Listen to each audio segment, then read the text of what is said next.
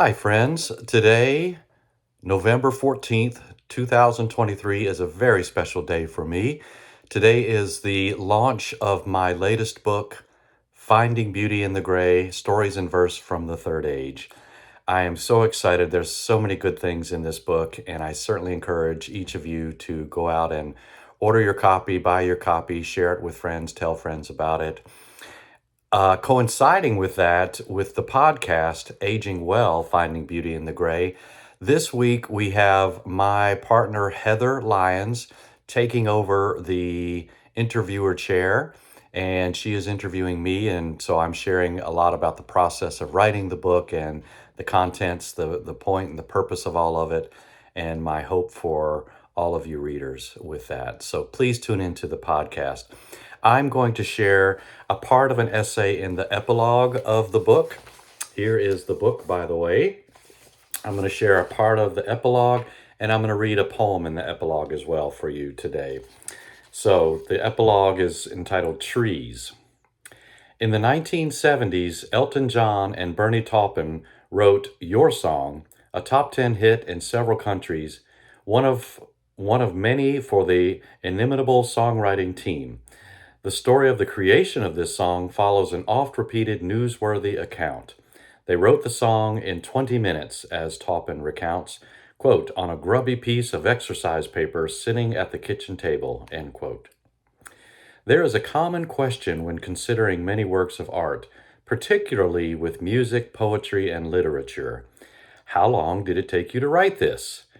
It strikes me as odd that, largely in the industrialized world, we single out time, expedited and compressed, as virtuous. I intellectually understand this from a free market economy perspective. Time is money. The more I can produce in a shorter time increments, the greater the return.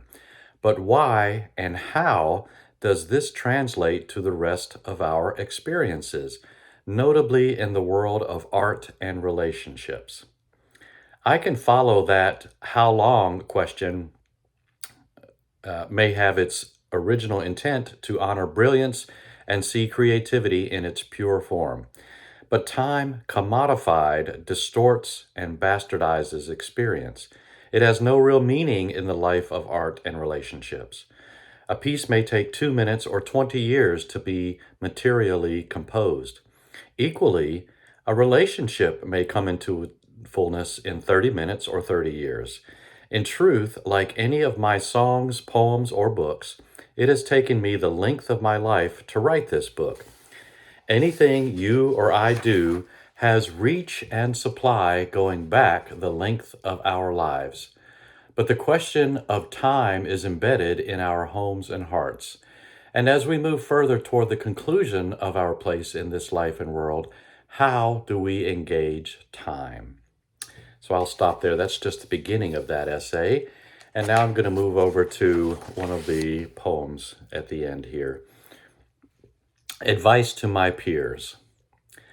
I would prefer to just listen. If a story came to mind while listening, I would trust that it is to be shared for your benefit and for mine. And then again, I would just listen. I would choose to listen with an open heart, and if I heard something hurtful from you, I would love you enough, my fellow traveler, to speak out and say, please stop.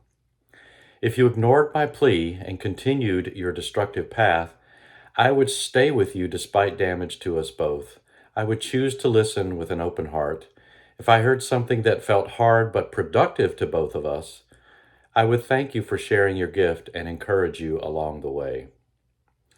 I would choose to listen with an open heart, and if I heard something from you which felt joyful, I would celebrate and dance with you. But most of all, I would prefer to just listen, to tell you that you matter. And on that note, folks, I hope you have a beautiful day. And again, please check out Finding Beauty in the Gray, Stories in Verse from the Third Age. Thank you.